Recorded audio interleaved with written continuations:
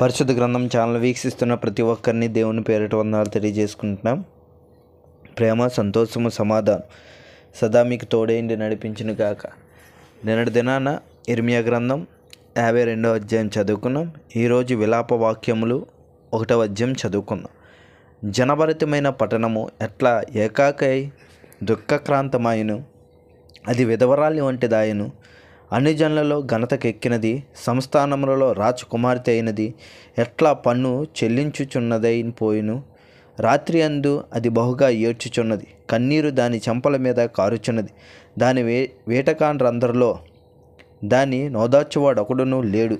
దాని చెలికాండ్రందరూ దాన్ని మోసపూచ్చిరి, వారు దానికి శత్రువులైరి. యోధా బాధనుంది దాసురాలై చెరలోనికి పోయి ఉన్నది, అన్ని జనులలో నివసించుచున్నది, విశ్రాంతి నొందకపోయిను.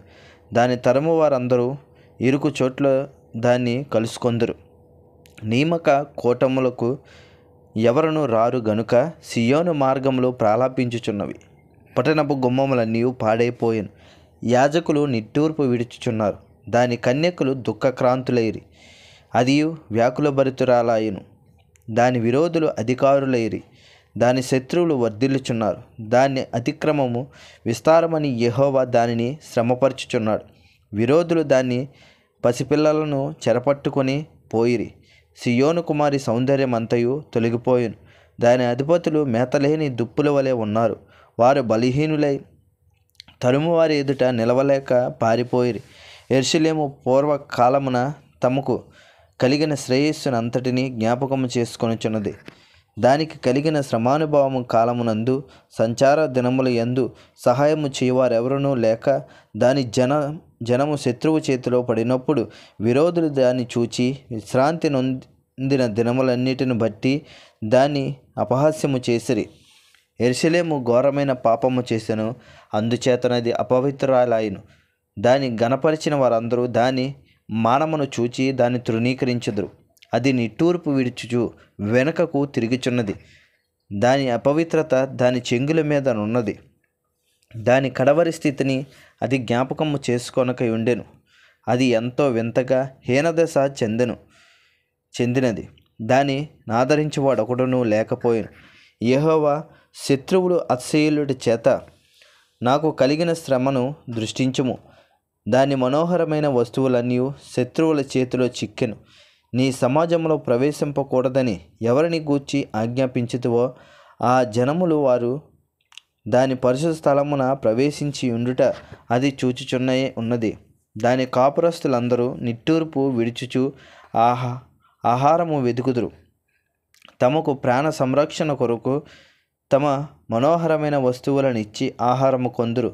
యెహోవా, నేను నీచుడనైతిని, దృష్టించి చూడుము. త్రోవ నడుచుని వారలారా, ఇలాగ జరుగుట చూడగా మీకు చింతలేదా? యెహోవా తన ప్రచండ కోప దినమున నాకు కలగజేసిన శ్రమ వంటి శ్రమ మరి ఎవరికైనాను కలిగినదో లేదో మీరు నిదానించి చూడుడి. పరము నుండి ఆయన నా ఎముకల మీదకి అగ్ని ప్రయోగించి ఉన్నాడు. అది ఎడతెగక వాటిని కాల్చుచున్నది. నా పాదములను చిక్కుపరుచుకొనుటకై వలనొగ్గి ఉన్నది. నన్ను వెనుకకు త్రిప్పి ఉన్నాడు. ఆయన నన్ను పాడు చేసి దినమెల్లా నన్ను సొమ్మసిల్లి చేయుచున్నాడు. కాడి కట్టినట్లుగా తానే నా అపరాధములను నాకు కట్టి ఉన్నాడు. అవి నాపై వేయబడినవై నా మెడ మీదకి ఎక్కెను.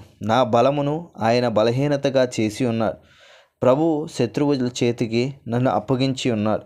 నేను వారి ఎదుట లేవలేకపోతిని.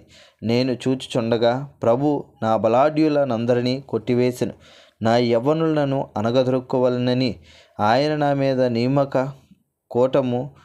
కోడను చాటించెను.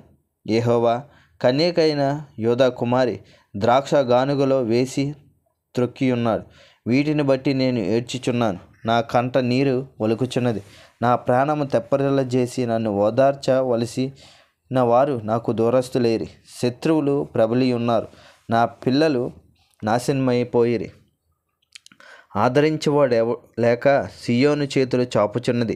యెహోవా యాకోబునకు చుట్టూ ఉన్న వారిని విరోధులై నియమించి ఉన్నాడు. యెరూషలేము వారికి హేయమైనదాయను. యెహోవా న్యాయస్థుడు. నేను ఆయన ఆజ్ఞకు తిరుగుబాటు చేసేదని. సకల జలములారా చిత్తగించి ఆలకించుడి. నా శ్రమ చూడిడి. నా కన్యకలను నా యవ్వనులను చెరలోనికి పోయి ఉన్నారు. నా వేటకాండ్రను నేను పిలవనంపగా వారు నన్ను మోసపుచ్చిరి.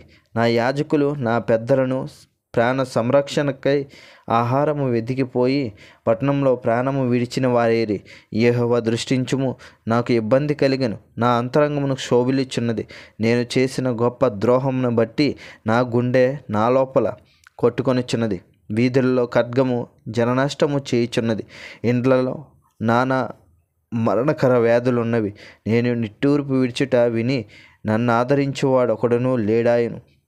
నీవు నాకు ఆపద కలగజేసితవన్న వార్త నా విరోధులందరూ విని సంతోషించుచున్నారు. నీవు చాటించిన దినమును నీవు రప్పించుదువు. అప్పుడు వారు నన్ను పోలి ఉండెదరు. వారు చేసిన దుష్కార్యములన్నీ నీ సన్నిధి నుండి నేను బహుగా నిట్టూర్పులు విడుచుచున్నాను. నా మనస్సు కృంగిపోయెను. నేను చేసిన అపరాధములన్నిటిని బట్టి నీవు నాకు చేసినట్లు వారికి చేయము. ఇంతటితో విలాపవాక్యములు 1వ అధ్యాయం పూర్తయింది. రేపటి దినాన విలాపవాక్యములు 2వ అధ్యాయం చదువుకుందాం. ప్రేమ, సంతోషము, సమాధానం సదా మీకు తోడేండు నడిపించుడుగాక. ఆమేన్.